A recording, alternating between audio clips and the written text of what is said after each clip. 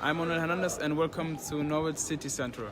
Hello everybody, Lewis, Norwich City Central, and I hope you're all doing really well. It was just brilliant, wasn't it, to see fans back at Carrow Road. You miss it, and although there was 10,000 fans back and not 27,000 fans back, it was just still great to see fans, there celebrating, enjoying their time, families together, and look, in 10 days' time when we play Liverpool, regardless of the result for this first game, just having 27,000 fans at Carrow, having that on-the-ball City 5:30 kickoff, I don't think you can get much better than that in a footballing sense. So really looking forward to that. And in this video, talking about Norwich's pre-season game over Gillingham and other things as well, which has been going on in the world of Norwich City Football Club and in the wider world of football as well, of course. I would love to hear your thoughts down below on the topics in this video. And if you are new to Norwich City Central, do subscribe for consistent Norwich City content. But no, Norwich coming up winners, 5-0 win over Gillingham. Of course, a lot of pre-season games have been suspended, and typically we see Norwich, running rings around teams in Germany that you've never heard of. But of course, this pre-season has been different. It's all been in England, and a few of our games have been cancelled. I think we was due to play teams such as Coventry, and they were suspended due to COVID. But this pre-season game at Carrow Road goes ahead. A pre-season game against Newcastle on Saturday will go ahead, and then of course the real thing, the big test. Slightly scared by it, I can't lie, guys. But Liverpool, of course, in 10 days' time. But it was really nice to see a pre-season game, and as I said at the start of the video, it was just amazing to see fans back at Carrow. Lots of families, about I think 10,000 fans were there. Really, really great to hear the roar of the fans when every single goal goes in. But as I spoke about, a lot of the games have been cancelled due to COVID, and that was one of the things going into this game, which players would be available, which would not, or which players wouldn't be.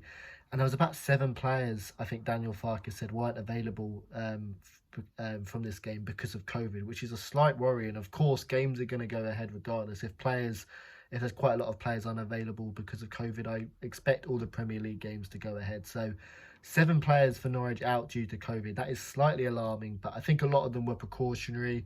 I think a lot of them were, if we were playing Liverpool, a lot of them would have still been involved. I think it was just precautionary, just to try and control it if, anything did go wrong.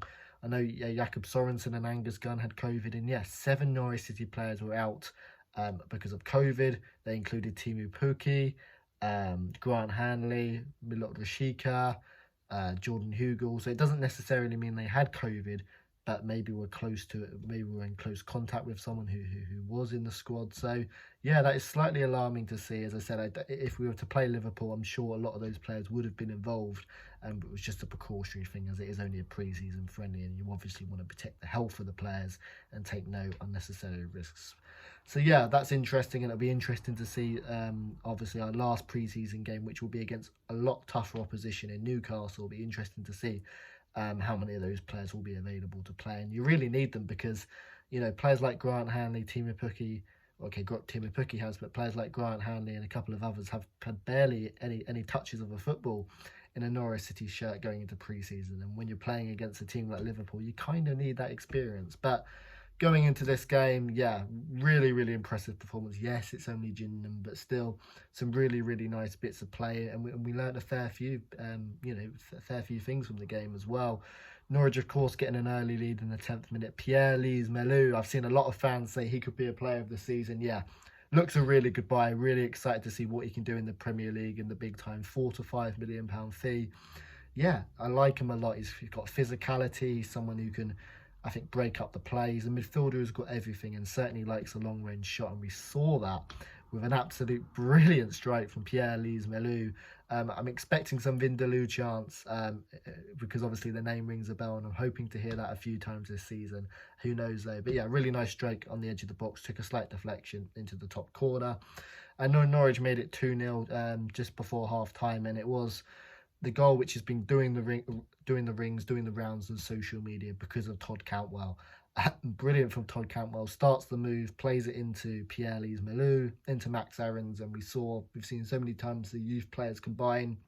Todd Cantwell floats into the box, Max Aarons picks them out, and then Todd Cantwell with his back to goal. I'm sure you've seen the goal, a couple of keepy ups, and then an overhead kick across the 6-yard box, and Adam Eder touches it. It's an absolutely sublime goal, and just shows Todd's confidence in the box, confidence in the ball. It really was a magnificent goal.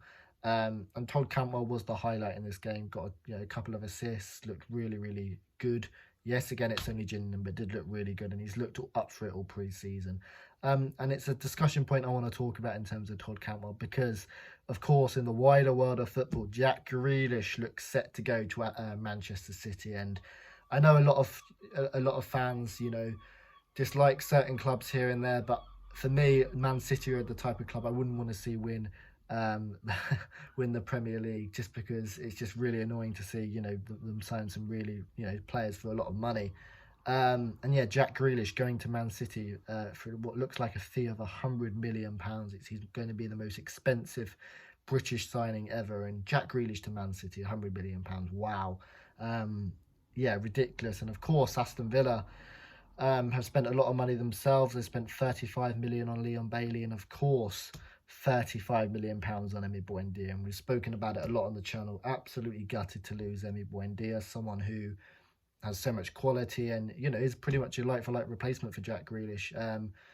In terms of Emi Buendia will probably come in and create a lot of chances just like Jack Grealish did. But the main talking point is, of course, Jack Grealish leaving Aston Villa does leave a hole. That hole could be filled by Todd Cantwell. It does look like from a lot of sources that Todd Cantwell is Aston Villa's #1 point of interest, which is slightly scary. And of course, Aston Villa have got money to play with. And if we see them put in I think Todd's probably valued around 20, his cost in this market is probably around 25 million, and we've upped it to about 35, 40. But yeah, if Aston Villa come in with a 35, 40 million pound bid, which with their money at their disposal could be likely, Todd Cantwell could be off, which would be incredible, really. I mean, it would be it'd be a good amount of money, but when you're going into a Premier League season, you want to keep your best players, and losing Todd just going into the Premier League would be a huge blow, and you'd hope Norwich City would reinvest that. And but what we've seen so far in the transfer window, Norwich City have somewhat reinvested the money, but probably should more. So it's definitely one to keep an eye on. Jack Grealish obviously moving to Aston Villa, and that could open the door. Jack Grealish moving to Man City, and that could open the door for Todd Cantwell to move to Aston Villa, which would be horrendous. And seeing Emi Buendia and Todd Cantwell, two exceptional attacking players, in an Aston Villa strip when they really should be playing for Norwich, yeah, that would really hurt. So it's one to keep an eye on. In terms of the pre-season game, though, yeah, Norwich were really good in the second half, and Billy Gilmour absolutely fantastic, dictated the play, was commanding, to such a young age, commanding players where to go, plays a lovely through ball to Dimitri Giannoulis, one-touch cross across to Lucas Rupp. Great to see Lucas Rupp get maybe his first Norwich goal. I'm struggling to think of other times he's scored. Norwich then made it 4-0. Adam Eder, who scored 2 goals in this game. Yeah, really impressive. He's had a really good pre-season and might even be our second choice striker, probably ahead of Jordan Hugill now. A lovely Turton finish into the top corner from, I think, a Todd Cantwell pass. And then Todd Cantwell provided the assist for Jakob Sorensen at the 5th goal in the game. Across Gillingham kind of gave up at this point. A beautiful cross the box, and Jakob Sorensen heads home. So that was it. Norwich 5, Gillingham 0. Of course, the result was great, but I think Norwich City were more looking at the COVID cases. The whole game was more so about the fans. That was the fundamental reason. The fans coming back, that was brilliant to see. But also on the back, kind of in the back burn, the COVID cases was something to keep an eye on about this game too. But yeah, I'd love to hear your thoughts on the pre-season game. Norwich 5, Gillingham 0. Looking forward to a really big test against Newcastle, but most notably to look forward, in terms of looking forward, what Norwich City players are going to play against Newcastle, and Todd Cantwell, could he be leaving? It's definitely going to be one to keep an eye on, put it that way. But I really hope Todd stays. He's someone who, okay, hasn't got the quality of Emi Buendia in my personal opinion, but looks really up for it. And to lose Emi and Todd and really not invest the money as much as possible, that would really possibly start waving the white flag. Because in terms of Stuart Webber's comments, he said he's given Daniel Farke a gun this season and didn't last season. He's certainly given Daniel Farke Angus' gun, but I still think Stuart Webber could do a little bit more to support Daniel Farke. We only have 24 players in the squad, and yeah, I would expect a little bit more money to be spent. But let's wait to see what happens. You can't judge a transfer window at the moment. I'd love to hear your thoughts down below. Subscribe to Norwich City Central if you're new, and I'll see you later.